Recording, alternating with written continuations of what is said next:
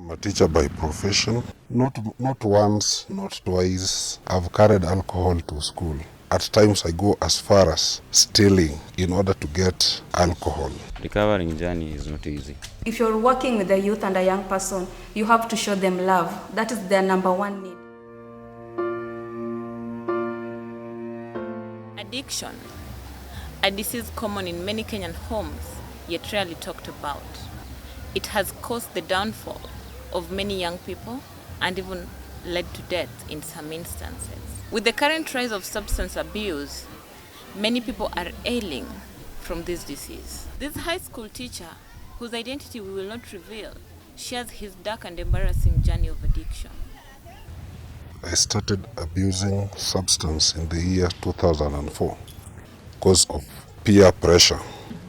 And when I'm broke, I go for cheap liquor like the Waragi. I'm a real addict and I can do nothing without alcohol. Every morning I have to take. He reveals to us how he has gone to school on numerous occasions, carrying alcohol, taking it in class, and even harming students in the process after using. Not once, not twice. I've carried alcohol to school.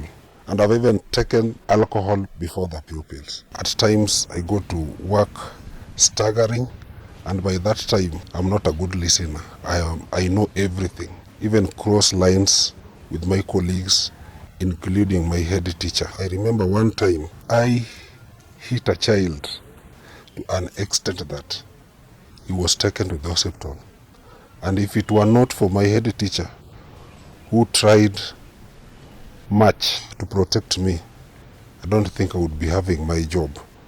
He has gone to extreme lengths to feed his addiction, including stealing money from his colleagues' handbags in the staff room. It is not easy for me to go a day without taking alcohol. And it would make me do anything possible. So at least to take it in a day.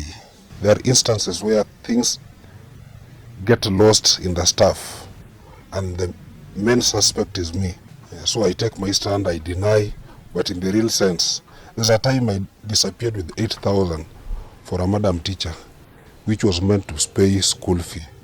His addiction has also affected greatly his social life, including separation from his wife and kids. Because of alcohol, I'm telling you the truth, I don't have a family. Addiction can be defined as the compulsive use of a substance or engagement in a behavior, usually providing some form of reward or stimuli. And at this stage, the person technically has no power to discontinue the use, and it always manifests that the brain now has reached a point where it cannot function properly without that substance or that psychological behavior. Ibrahim, a former Masen University student, is a recovering addict. He lets us in on his past life as an addict and what prompted him to seek help. I want to say that I'm a recovering addict, and I can say that I've abused alcohol since 2005 until around 2016 is when I joined an Alcoholic Anonymous group that started guiding me through on how I can do what, on how I can change my behaviors and how I can stop or how I can manage abuse of drugs. It was only through peer pressure, just starting it, because I was exposed to friends who were abusing drugs. So it is like I was just starting something, then I find that it was just interesting. During that time, I couldn't understand the side effects mostly, because it never reached a point that I could discover that it could endanger my life or it could lead me to some ditch. He, however, revealed that quitting alcohol and staying clean has not been an easy journey. Recovering journey is not easy because there is also those things, those triggers, na kuna hizo relapse. Saa zingine umeja tu huwezi enda kwa therapy juu unapata tu ulikuwa umeshagonga tu zako, sasa umeja pia unaona ile aibu. Siwezi enda kwa face counselor yangu na niko kwa state na yeye ndio ananifunza niache. Na hiyo jani imekuwa ngumu because saa zingine unaweza pata tu unaweza acha na uache even for 2 months lakini unapokwenda siku nyingine tu kitu na kutrigger tu mara moja, na hivyo ndio umejibwaga ndani tena. Addiction is a disease like any other disease, so you have to get the symptoms, you have to know that you have a problem and you need help so that we can help you. There's a responsibility that lies with the adults in the community. It could be the parent at home, it could be the teachers in school, it could be the leaders, the people they mimic in the people they look up to in television and even in the movies and songs they watch. So typically we are just calling upon parents. The bus starts with you. Start being the good example. Be the adult you want the child to become in some time in future. Have conversations. Talk to your child about drugs. If you have experiences you want to share out with them, feel free to share it with them. And then one thing that, as I said earlier, when you're working with young people, the first thing they need is love and acceptance and the disassociation. You can work with a young person without all the negative vices that they're developing, because these are things they learn and you can unlearn them. But once you appreciate who they are and acknowledge that there's a lot more that they can give, then you really give them the power to take over their life and work for the best.